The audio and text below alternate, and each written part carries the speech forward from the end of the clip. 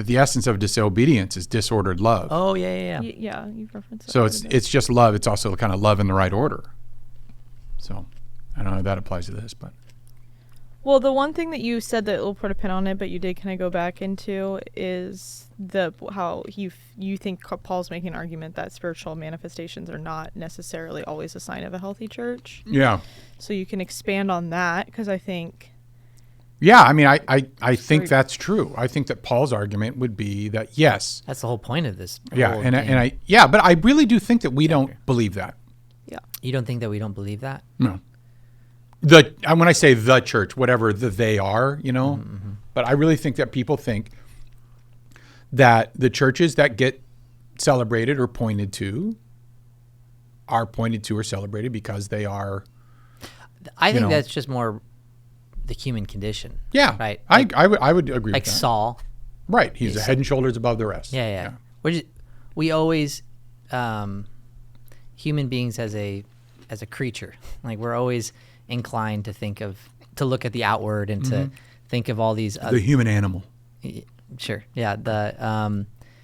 We're inclined to think of things from the outward perspective instead of the inward. To be fair, it's hard to weigh the inward. Right. We only see the outward. Yeah. And so, but you can't fall for the trap of thinking that the outward is all that there is. Yeah. And I think Paul says, especially not in the church. Yeah, Fee points out that one of the Corinthians'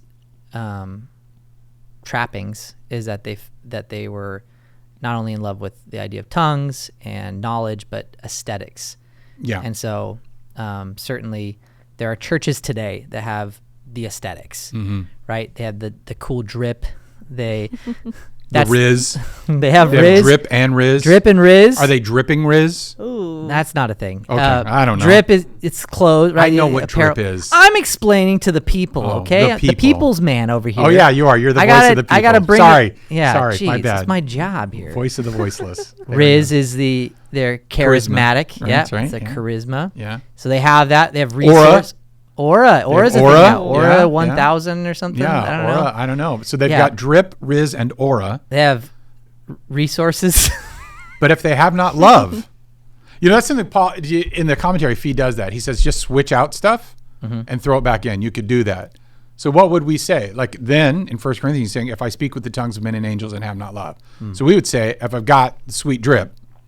We would say that. Yeah. Is there a qualifier for drip that works better than sweet? Gen Z. What would you say before Mad drip? I got nothing for you right now. Oh man, Just Gen that Z in the clutch. I know. Drip. Choke. They're there to criticize, but when we Right, need them, when you need them to contribute. yeah, they're like, Yeah, okay. So let's say I got all the drip but have not love, then I look like nothing. If I got all the Riz and have not love, what am I doing? Jesse's like, yeah, this is mid. Okay, well, what would you like to say? Well, I don't really have anything to say. No. I just wanted to say it was mid. But I can be mid, and if I'm loving, I'm most excellent. But love is not mid. Love is not mid. No. Skyline Chili is mid, but love is not mid. Yeah, so good. There's a whole section of the Midwestern. country called the Midwest. Oh, I see what you're saying. Yeah, so I didn't get it. That's a shout out 'Cause to everything Cincinnati. is mid. Ohio. Oh, yeah. Ohio is also Skyline something Chili. that you say Ohio when. Oh, something's we're not very doing mid. that. Yeah. Well, yeah, we can't go into We're not going Gen to go down Alpha. that. But that's really Gen what it is. Z So if where let's say I'm sorry. Are we talking about No. a different generation than Gen Z right now? no, first off, she's some of she's more millennial. She's a zillennial. I feel I like mean, we're digressing, and we only have getting like off topic. 30 seconds left on the battery of one of these things. It I would is. say this though. So let's take the things that we value in church the most, and all you have to do is say, "But if I have not love, then it was pointless." So we have the best preaching on the planet. Okay, but if we have not love, we have the most amazing productions you've ever seen. But if we have not love, We donate the most to organizations and charities. we and do all the that. most social justice, but we hate and are hateful towards anyone who disagrees with us about that justice. Right? Because I think that's one that a lot of times people say, well, look at all the justice we do. We're very loving. Okay, but are you loving towards the people that Jesus said love, which were your enemies? That's another side of that coin, right? And so does my love look like what Paul is describing? Even deeper, does the love look like what Jesus described? It's okay to have these other things. Paul says about spiritual gifts, I do not want you to be ignorant. I want you to have spiritual gifts. I want the Spirit to be working in your congregation. But don't stop there. That should be producing love in your midst. So if we're going to say love is a verb, it's an action, Yeah. then I think, and then we're painfully aware of how we're not very loving, then the only way to become more loving and to grow in that is to use these 11 verbs, 9 or 11 verbs we were talking about, and try to exercise 15. them. 15. Try to exercise those in our life. Yeah. Because someone might say, okay, well, Dr. Brian Miles, I appreciate you telling me all this. Well, how do I get better at this? How do I become more loving? What would be an application of this? I think that's great. How do we apply this? How do I become more loving? Number one, love starts by accepting the love that's given to us. I cannot be as loving in a godly way if I've not accepted the love of Christ into my life. That means immediately the first thing that kicks in is humility, because I can't truly accept the love of Jesus Christ until I am broken before him. So I'm already not arrogant. I've deflated that. Then the best thing to do is simply reflect on, how has Christ loved me? Therefore, I will love others. Right. In the same way that Christ has loved me, I will love others. Straight up WWJD. What would Jesus do? And it seems so trivial, but it's it. I have to recognize that if I'm going to be patient, I'm going to be put in situations where patience is required of me. If I'm going to be kind, I'm going to have relationships where kindness is required of me. If I'm going to endure, I'm going to have to face hard times. If I'm going to be hopeful, I'm going to have to face desperate times.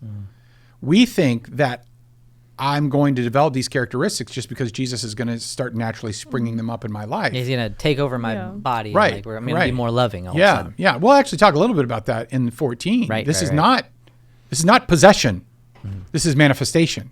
So Jesus doesn't take you over and make you loving. Yep. Loving grows. It's a fruit of the Spirit. It grows. So I think that's a really good point, specifically about talking about how if you're not around people that necessarily make you need to practice patience or make you need to practice kindness, because it's easy to be in a Christian bubble, especially if you work at a church or you go to school at a church or something, you go to Christian, like it's easy to be in a Christian bubble and none of those things ever get tested. And so you don't develop that. And then you even get probably worse about it to the Christian people that are around you, but like making sure that you're intentionally putting yourself in positions where you need to test that sometimes. yeah, because that's good. I think so. I don't know about intentionally put yourself in this, but just know that's how life works.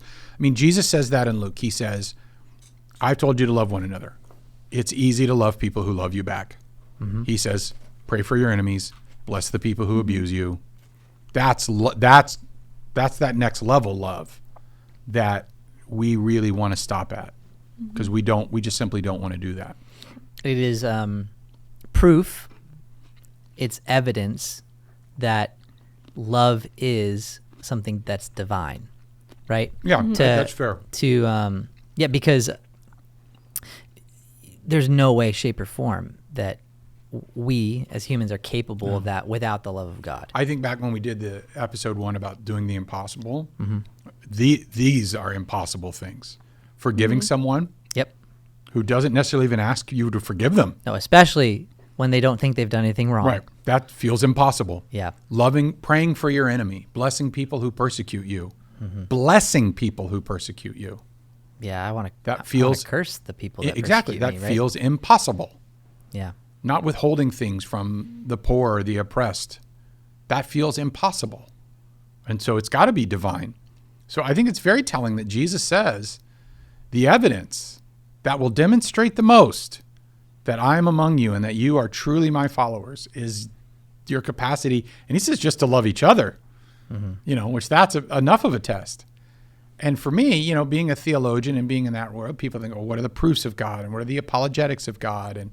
And yeah, all those work on an intellectual level, but man, Jesus himself said the evidence is this love. Can you love people? Not feel love, but can you act? Can you love them?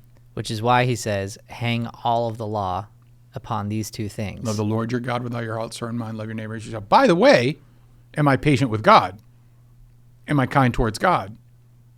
Is my hope in God? Like, use these in your relationship with him. Am I acting in a loving way towards God?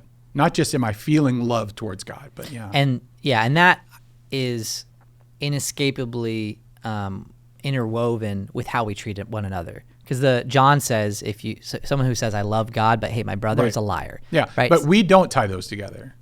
We should. We should. The Bible has forge welded them together. Yeah, I love God, but you're just a jerk to people. Yeah. It's like that old bumper sticker. Jesus loves you, and the rest of us think you're a jerk. Which is one of the reasons why I don't like the song. I'm sorry. This hot is take hot alert. take. Yeah, I don't like the song. Oh shoot, how does it go? Try Jesus. Like, I got hands, but try Jesus. Have you heard this song? No, I don't know. It's like do you want to get some hands? Is that what you're saying? Some fisticuff? Yeah, I got okay. Tom. You're gonna get these hands. Yeah. Gosh, I wish I could remember that. Maybe the producer can help me out over try here. Hands and try hands and love Jesus. Try Jesus. Try. Yeah, I don't know. I had try it. Jesus, not me. Yeah, try Jesus, not me, because I got hands. Something like that.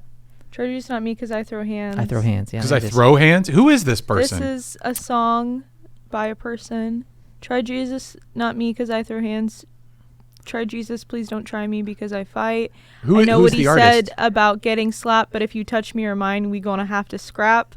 So try Jesus, please don't try me because I fight. I have no problem laying these hands. I've heard this saying like in a very gospel, like not in a church, but like in a very gospel this is a great type. Line. Hold on. He said, turn the other cheek, but that's one part of the Bible that don't just sit right with me. I have no problem laying these hands. I don't know. Maybe the algorithm has weird recommendations. Song. But I've heard this in like a very gospel. I don't know if it's Christian or not. But a country song? No, it's very a country song or a rap song. No, it's like very gospel. That's a gospel song. It's not a gospel song, but it's in the genre of gospel. But is that a Christian artist? I don't know, man. That person needs a pastor. I'm just saying it. If you're out there, whoever you are, reach out to Miles. He'd love to talk to you. I'm scared of you because apparently you'll punch me, but I don't know what just happened there.